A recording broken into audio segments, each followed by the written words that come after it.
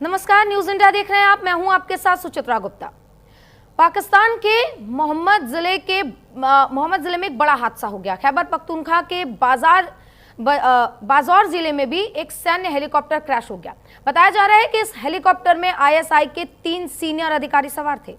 तहरीर तालिबान पाकिस्तान यानी कि टीटीपी ने इस हमले की जिम्मेदारी ली है। अब हादसा मोहम्मद इलाके में हुआ है, जो पहले से ही आतंक प्रभावित क्षेत्र माना जाता है, और इस घटना के बाद से पाकिस्तानी फौज और सुरक्षा एजेंसियां अलर्ट मोड पर है। सभी पाकिस्तान की सरकार जो इस वक्त है वो हर तरह से आधिकारिक बयान देने से बच रही है। इसी को लेकर अगले कुछ मिनट हम खास मेहमानों के साथ चर्चा करेंगे कि आखिर वहां पर ऐसे हालात क्यों हैं, और अगर ऐसे हालात हैं तो पाकिस्तान बयान देने से बच क्यों रहा है। आखिर पाकिस्तान खुद को बचा रहा है या उन आतंकियों को बचा रहा है जिनको उन्होंने अपने सरजमीन पर पनाह दिया हुआ है। लेकिन उससे पहले ये रिपोर्ट देखिए।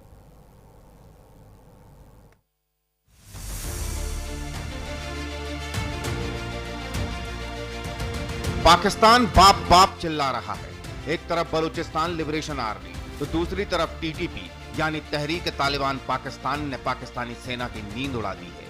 बार बार लगातार टीटीपी और बीएलए के लड़ाके पाक सेना और आईएसआई के लिए काल बनते जा रहे हैं। अब एक बार फिर पाकिस्तानी सेना और आईएसआई के सिर पर टीटीपी के लड़ाकों ने काल बनकर तांडव कर दिया। खबर क्या है, जरा तस्दीक कीजिए। पाकिस्तान के मोहम्मद जिले में बड़ा हमला हुआ। खैबर पख्तूनख्वा के बाजौर जिले में यह हमला हुआ। हमले में पाक सेना का एक हेलीकॉप्टर क्रैश हो गया। हेलीकॉप्टर में आईएसआई के 3 सीनियर अधिकारी सवार थे। टीटीपी ने इस बड़े हमले की जिम्मेदारी ली है। मोहम्मद इलाका आतंक प्रभावित क्षेत्र कहा जाता है।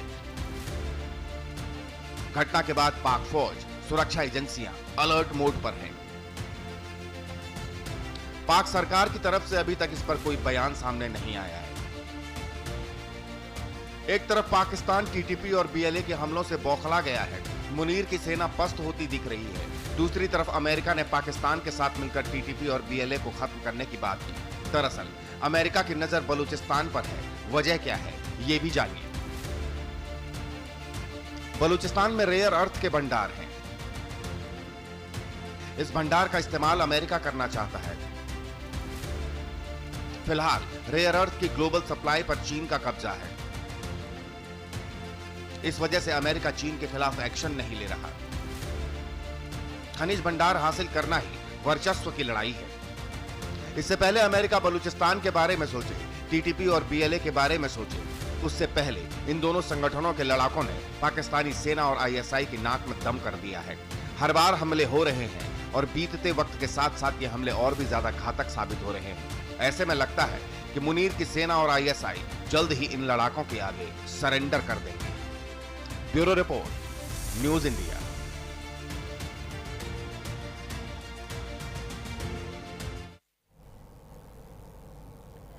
तो देखिए कि जिस तरीके से ये हमला हुआ है और पाकिस्तान के कई सीनियर अधिकारी भी इसमें मारे गए। आज इसी पर चर्चा करेंगे कि आखिर ऐसा क्यों हो रहा है और आगे इसका दूरगामी अगर हम नतीजा देखें तो क्या होगा। हमारे साथ खास मेहमान मेजर जनरल संजय सोई साहब रक्षा विशेषज्ञ के तौर पर जुड़ गए हैं। साथ ही मेजर जनरल राजन कोचर जी हमारे साथ जुड़ गए हैं। सर, आप दोनों का न्यूज़ इंडिया पर बहुत बहुत स्वागत है और इस चर्चा में शामिल होने के लिए, अपना कीमती वक्त देने के लिए आप दोनों का बहुत बहुत धन्यवाद। और हमारे साथ इरशाद अहमद जी भी नेता PNMLA से मौजूद हैं, वो भी अपना पक्ष रखेंगे और आज हम जानेंगे कि आखिर ऐसा क्यों हो रहा है। सबसे पहले हम राजन कोचर जी आपके पास आना चाहेंगे। सर, देखिए, पाकिस्तान और BLA इन लोगों के बीच में कोई सामंजस्य कभी बैठता नहीं है, लगातार इसको लेकर विवाद चलता रहता है। इसी बीच पाकिस्तान और अमेरिका ने हाथ मिलाकर BLA को खत्म करने का आदेश भी इन दिनों उन लोगों का प्लानिंग चल रहा है। इसको आप किस तरीके से देखते हैं? खैबर पख्तूनख्वा और जहाँ पे ग्वादर पोर्ट के पास ये पूरा प्लेन क्रैश हुआ है जिसमें कई लोग मारे गए, इस पर आपकी पहली प्रतिक्रिया क्या होगी? धन्यवाद सुचेता जी, अच्छा लगता है आपके प्रोग्राम में आके। ये एक बहुत इम्पोर्टेंट जो डेवलपमेंट पाकिस्तान में चल रही है और काफ़ी सालों से हम देख रहे हैं कि खैबर पख्तूनख्वा का जो एरिया, बलूचिस्तान का जो एरिया है, वहाँ पे जिस तरीके की पाकिस्तान फोर्सेस को टारगेट किया जा रहा है। और आपको एक जानकारी आपको ये भी होगी कि पाकिस्तान कोशिश करता है कि न्यूज़ का ब्लैकआउट हो, वहाँ से कम खबर बाहर निकले उन एरियाज में, और काफी एरियाज में तो इंटरनेट भी पाकिस्तान ने बंद कर रखे। तो अगर हम इस चीज को अगर आगे लेके चलें तो आप देखें कि पिछले एक महीने का ही अगर मैं आपको जायजा लूं तो एक सुसाइड अटैक हुआ था पाकिस्तान आर्मी के सोल्जर्स के ऊपर, और जो न्यूज में रिपोर्ट आई थी कि 13 पाकिस्तानी आर्मी के सोल्जर्स मारे गए थे। फिर उसके बाद पाकिस्तान आर्मी ने अपना एक ऑफेंसिव निकाला है वहां पे, जिसमें करते हैं कि 30 टीटीपी के लड़ाकू को मारा गया है। अब तो देखिए यहाँ पे इक्वेशन क्या बैठ रही है। पाकिस्तान आर्मी का 12 कोर है यहाँ पे, पाकिस्तान आर्मी का फ्रंटियर कोर है जो उनकी एक पैरामिलिट्री फोर्स की तरह काम करती है, और उनकी पुलिस है। अब तकरीबन 2 लाख जो लोग हैं इस एरिया में डिप्लॉयड, और फाइटर है तकरीबन 5,000 के करीब। तो ये 5,000 फाइटर्स ने ये 2 लाख की फौज के नाक पे दम कर रखा है। और अभी आपने एक हेलीकॉप्टर की रिपोर्ट बता दी। दूसरा, चाइना को बहुत कंसर्न है अभी, क्योंकि पहले से ही चाइना इसके बारे में पाकिस्तान से बातचीत कर रहा था, क्योंकि जो उनका सीपेक का प्रोजेक्ट है 65 बिलियन का, उसमें $45 बिलियन ऑलरेडी चाइना इस प्रोजेक्ट में झोंक चुका है। और अभी उसको खतरा है कि अगर ये ग्वादर पोर्ट और ये जो आपके एनर्जी प्रोजेक्ट्स हैं, हाईवे आपके प्रोजेक्ट्स हैं, आपके पावर प्रोजेक्ट्स हैं, अगर ये इफेक्ट होंगे तो बहुत प्रॉब्लम आएगी। और आपने अभी जैसे जिक्र किया, एक नया प्लेयर यहाँ पे घुस गया, वो है अमेरिका। और अमेरिका ने अपने प्रेसिडेंट ट्रम्प ने भी अनाउंसमेंट की है कि हम बलूचिस्तान में इन्वेस्ट करना चाहते हैं। खास तौर पे देखिए वहां रिजर्व्स है, कॉपर है, गोल्ड है, गैस है, और जो इस तरीके के आपने इसको रेयर अर्थ और जो इसका आपने जिक्र किया, और क्रिप्टो करेंसी का भी एक प्रोजेक्ट है जो यहाँ पे अमेरिका एक्चुअली लेके आना चाहता है। और जो तो जब इतने लोगों का इंटरेस्ट एक एरिया में हो जाए तो इसमें मुझे कोई आश्चर्य नहीं है कि अमेरिका ने बीएलए को एक टेररिस्ट ऑर्गेनाइजेशन का जो स्टेटस एक तमगा दे दिया है, बिकॉज ये जनरल मुनीर के कहने पे दिया गया है। ठीक है, ठीक है। कोचर साहब, हमारे साथ संजय सोई साहब भी जुड़े हुए हैं, उनसे जरा जानेंगे सर कि इसके दूरगामी क्या परिणाम हो सकते हैं, क्योंकि अमेरिका और पाकिस्तान तो अभी कह सकते हैं एक ही थाली में वो खाना खा रहे हैं। तो इसका दूरगामी क्या परिणाम होगा, क्योंकि जिस तरीके से अब ये हमले हो रहे हैं और बीएलए लगातार अपनी आजादी के लिए लड़ता रहा है, बलूचिस्तान की आजादी के लिए, आपको क्या लगता है इसका क्या परिणाम हो सकता है? देखिए, ऐसा है कि बात सही है कि अमेरिका ने अगर उनको एक आतंकवादी ऑर्गेनाइजेशन घोषित कर दिया, लेकिन वहां पर एक तंजीम को अगर आतंकवादी करने, इससे कोई फर्क नहीं पड़ेगा, क्योंकि जो वहां की आम जनता है, बच्चा बच्चा है, औरतें हैं, जवान है, हर आदमी पाकिस्तान की सेना की दहशतगर्दी से परेशान है, वहां की जो नीतियां उनसे परेशान है, उनकी जो वहां पे खनिज संपदा है वो निकाल रहे हैं। लेकिन आज भी बलूचिस्तान सबसे गरीब प्रदेश बना हुआ है। ये सब देखते हुए उनकी कोई सुनवाई नहीं होती, लोगों को उठा लिया जाता है, तो लोगों के अंदर भारी असंतोष है। तंजीम को, किसी को अगर गैर कानूनी या टेररिस्ट ऑर्गेनाइजेशन कर देते हैं, लेकिन अगर आम आदमी की इच्छाओं को पूरा नहीं किया जाएगा तो किसी ना किसी तौर पर वो चीजें निकलती रहेंगी, इस तरह का वायलेंस होता रहेगा। जब उनकी कहीं सुनवाई नहीं होती तो यही एक रास्ता उन्हें अख्तियार करना पड़ता है, जो बड़ा अफसोसजनक है। मेरे हिसाब से पाकिस्तान को एक तरह से मैं अच्छी बात कहना चाहूंगा कि अगर उनके साथ बातचीत करें, उनकी बात सुने कि क्या इनका तरीका निकाला जा सकता है, उनकी इच्छाओं को समझें, उनकी डेवलपमेंट करें। जो वहां से खनिज पदार्थ निकल रहे हैं, जो चाइना को दिए जा रहे हैं, अमेरिका को देने की कोशिश हो रही है, उसका कितना हिस्सा उनको मिलेगा? क्या सोई साहब हमारे साथ इरशाद अहमद जी बने हुए हैं, उनसे बात करेंगे कि जैसे हमारे सोई साहब कह रहे थे कि बात करने की जरूरत है, लेकिन पाकिस्तान तो सिर्फ कश्मीर के ऊपर बात करेगा।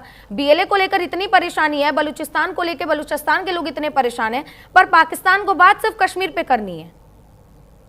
बहुत शुक्रिया जी। बात कश्मीर की क्या, हम तो पूरी दुनिया की बात करते हैं। जहां जहां मजलूम है, जहां जहां जुल्म है, उसके जुल्म जालिम को मारने पे हम लगे हुए हैं और समझाने पे लगे हैं। देखिए, हम कभी भी नहीं बात करते कि हम एक इंसान की बात करें, हम इंसानियत की बात करते हैं, जिसका आपको मालूम नहीं, जो आपके करीब से भी नहीं गुजरती है बात। अभी आप बात कर रहे थे मेरे सर, इंसानियत की बात तो पाकिस्तान के लोग ना ही करे तो बेहतर होगा सर। ना बड़ी बातें कर रहे थे संजय सोई साहब भी और आपके दूसरे पैनलिस्ट जो है। मैं ये कहूंगा, देखिए, हमारा सीपैक हमें मालूम है कि हमें इसे क्या करना है। डीएलए के दहशतगर्दों का हमें मालूम है कि उनको कैसे कैफे किरदार तक पहुंचाना है। सर चलिए, हमने मान लिया आपके कहने पे बीएलए है सर, बीएलए है दहशतगर्द। आपके जो यहाँ पे दहशतगर्द है उनका क्या सर, कब बात करेंगे उस पर? आप हमसे हमें पूरा बोलने देंगी तो हम चलिए ठीक है सर, ठीक है सर, आपको दिया मैंने 1 मिनट। आप लोग 20 मिनट बोले, मैं नहीं बोला, मैं बड़े आराम से सुनता हूँ, मैं तामुल से बात। सर कार्यक्रम ही अभी 20 मिनट नहीं हुआ सर, आपको मैंने 1 मिनट दिया। जी सर, बात पूरी कीजिए। बात ये है कि देखें, अभी बात कर रहे थे आप अमेरिका की, चाइना की, पाकिस्तान की, हमारी दोस्ती की। हम असली दोस्त हैं। देखिए हिंदुस्तान, मैं कहता हूँ कि हिंदुस्तान को किसी भी दुश्मन की जरूरत नहीं है मोदी जी और अमित शाह के होते हुए। अच्छा, आपके जो कुछ देखिए, आप हमें कह रहे हैं अच्छा, कि हमारे मुल्क में कर दी है, हमारे मुल्क में दहशतगर्द है। सर दर्शक सुन रहे हैं, पाकिस्तान की ऐसे ही कोई इज्जत रही नहीं है सर। आपकी बात सुनकर वो इज्जत जो रही सही है वो भी चली जाएगी। नहीं बोलने दिया ना पूरा 1 मिनट मुझे आपने। सर तो आप आप हमारे प्रधानमंत्री और अमित शाह को आतंकवादी बता देंगे और दहशतगर्द बता देंगे तो सर हम सुन नहीं सकते ना। आप मेरी पाक आर्मी को दहशतगर्द कहेंगी और अवाम दुश्मन कहेंगी तो सर ये तो जग जाहिर है सर, जग जाहिर है। मुझे मालूम है कि आप झूठ बोल रही हैं। पूरी दुनिया को मालूम है कि आप झूठे हैं। पूरी दुनिया को मालूम है कि आपका प्रोपेगेंडा खत्म हो गया। आप अपनी मौत आप मरने वाले हैं, पूरी दुनिया को मालूम। आप बात करें कि कश्मीर का एक अटूट अंग है जो पाकिस्तान के साथ उन्होंने इलाज करना ही करना। सर गलत बोल रहे हैं आप। भारत का अटूट अंग पाकिस्तान है, जो भी आपसे नहीं संभल रहा। मैं नहीं बोलता, दरमियान में नहीं बोलता, मुझे 1 मिनट पूरा दे दे। चलिए चलिए सर, चलिए ठीक है सर, ठीक है ठीक है। आप अगर आप अच्छे लोग होते हैं तो आपकी 15 अगस्त आजादी का दिन था, आप आजादी बनाते। हाँ। ना कि अपने लोगों को मुर्गा बनाते मार मार के, अपनी अपोजिशन को, राहुल गांधी को, उनकी बहन को, सबको अपोजिशन को जेलों में डाला आपने। दूसरी बात यह, देखिए पाकिस्तान ने जश्न आजादी 14 अगस्त मनाया, कितने खूबसूरत तरीके से पूरी दुनिया में सब जलाली परचम की इतनी लहराए गए कि आपकी सोच होगी। और आज कल आप देखिए, आपका 15 अगस्त था, वाशिंगटन डीसी में सिखों ने आपकी हिंदुस्तान की एम्बेसी के आगे इतना प्रोटेस्ट किया, इतना मोदी जी को और हिंदुस्तान को बुरा भला कहा। क्या समझती है कि उनको पाकिस्तान ने कहा है सिखों को? वो हिंदुस्तान के रहने वाले लोग हैं। जो लोग तंग है हिंदुस्तान से, मोदी सरकार से तंग है, वो वाकई तंग है। ये 2 पैनलिस्ट बैठे हैं, अगर ये अपने दिल पे हाथ रखकर बताएं। ठीक है सर, आपका 1 मिनट पूरा हो गया सर।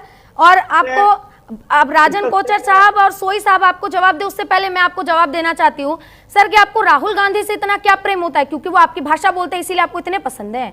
उनका जेल जाना आपको इसलिए ज्यादा बुरा लग रहा है, खल रहा है क्या सर आपको? मैं उनसे मोहब्बत इसलिए करता हूँ कि वो मेरे दोस्त हैं, मेरी उनसे अक्सर बात होती है। बस सर यही बात होनी चाहिए थी। सर राजन कोचर साहब आपके पास आना चाहूंगी। यहाँ पर प्रधानमंत्री नरेंद्र मोदी और अमित शाह को दहशतगर्दों से कनेक्ट कर दिया जाता है और बोल दिया जाता है कि यही दहशतगर्द है। राहुल गांधी को कहा जाता है कि उनको देश में उनके आजादी नहीं है और उनको जेल में भरा जाए। आपकी क्या प्रतिक्रिया होगी और आप ही इनको अब जवाब दे सकते हैं। देखिए Suchitra ji, with due respect to our guest from Pakistan, Pakistan को एक अपना आईना एक्चुअली नजर नहीं आता है, अपना चेहरा आईने में नजर नहीं आता है। आज पाकिस्तान की क्या इकोनॉमिक हालत है, ये पाकिस्तान में बैठे हैं, ये मेरे से अच्छी तरीके से जानते हैं।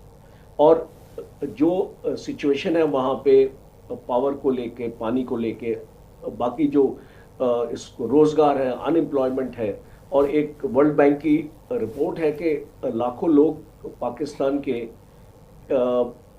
रात का खाना उनको नसीब नहीं होता है।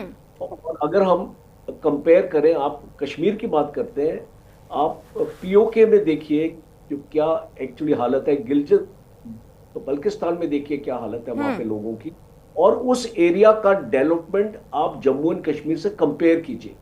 और मैं आपको फैक्ट्स के साथ बोल रहा हूं, आप इसको देखिए कि जम्मू एंड कश्मीर में जो इंटरनेशनल एयरपोर्ट है, जिस तरीके के हॉस्पिटल्स हैं, जिस तरीके की यूनिवर्सिटीज हैं, जिस तरीके का इंफ्रास्ट्रक्चर है वहां पे, और जिस तरीके से इन्वेस्टमेंट आ रही है।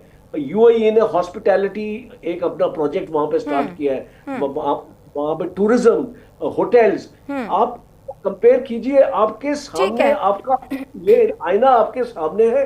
मुझे आपको काउंटर करने की जरूरत ही नहीं है। जाहिर सी बात है। हमारे साथ सोई साहब बने हुए हैं। सोई साहब, आप सुन रहे थे कि इरशाद अहमद क्या क्या कह रहे थे। सर, आपकी क्या प्रतिक्रिया होगी, क्योंकि इन्होंने हमारे देश के प्रधानमंत्री और अमित शाह को ही दहशतगर्द बता दिया यहाँ पे बैठे बैठे। खुशी बोलते हैं, लेकिन ये बात जग जाहिर है कि देखिए कितना क्लियर है, भारत में सब ओपन है, ट्रांसपेरेंसी है हर चीज की, एक मीडिया भी ओपन है, आप भी किसी के खिलाफ बात कर सकते हैं, किसी के साथ बात कर सकते हैं।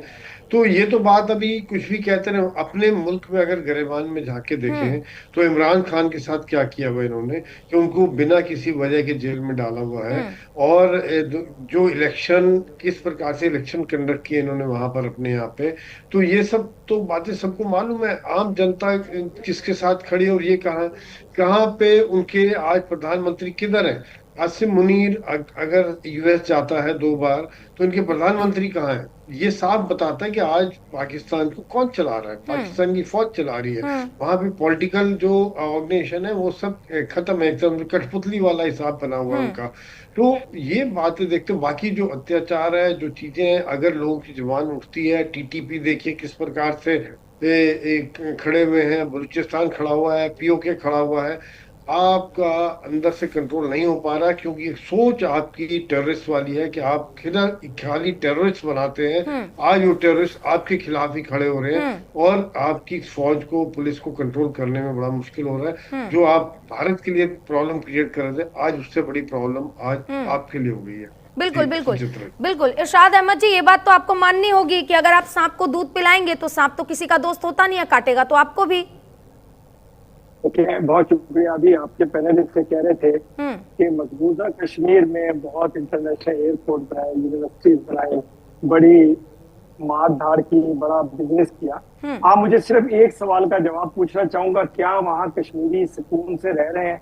क्या उनके साथ जुल्म नहीं हो रहा है? सर वो जवाब नहीं देंगे। मैं पूछती हूँ सर, क्या आपके बलूचिस्तानी सुकून से रह रहे हैं? सर रह रहे हैं वो सुकून से? गिलगित बाल्टिस्तान क्या आपने अपडेट लिया सर? वहाँ पे क्या लोग हालत में है? कश्मीर पे आ जाते हैं सर आप? मैं बताता हूँ, मैं पिछले साल क्या कश्मीरी सुकून से है? क्या कश्मीरियों को क्या जा रहा? क्या कश्मीरियों को सर पूरे पाकिस्तान की आवाम इतनी सुकून से नहीं होगी जितने कश्मीरी है सर। मैं गारंटी लेके बोल रही हूँ आपको। आप बताओ, कश्मीरियों को दहशतगर्द बना के मारा नहीं जा रहा? आपको कश्मीरियत की जो अमन चैन अच्छा नहीं लग रहा है, तभी कहने की गड़बड़ कराने की कोशिश करते हैं। मैं खुद पिछले साल कश्मीर गया था, क्या प्यार, क्या मोहब्बत, क्या टूरिस्ट जा रहे हैं, 1,80,00,000 से ज्यादा टूरिस्ट वहां पे गए हैं। यही तो बर्दाश्त नहीं हो रहा ना सर, यही बर्दाश्त नहीं हो रहा। ये चीज सहन नहीं हो रही कि कैसे वहां पे लोग अमन से रह रहे हैं। सीने में कसक उठ रही होगी इरशाद साहब आपके। मुझे बोलने देंगे तो मैं बोलूंगा ना। मैं बोल लीजिए सर, बोल लीजिए, पर इतना तो सर दर्शक भी आपको देख रहे हैं, पाकिस्तान का पक्ष रख रहे हैं, कुछ तो अच्छा बोल लीजिए सर। सीने में कसक आपके साफ नजर आ रही है। मैं कभी भी झूठ और गलत नहीं बोलता। मैंने एक सवाल किया मासूमाना से, मैंने क्या जो खुशहाली आप बता रहे हैं वो कश्मीरियों के चेहरे पे नजर आती है? सर तो क्या सर्टिफिकेट आप देंगे? क्या कश्मीरी आजाद है? जनाब आज के जमाने में सोशल मीडिया का जमाना है, हर एक के पास मोबाइल।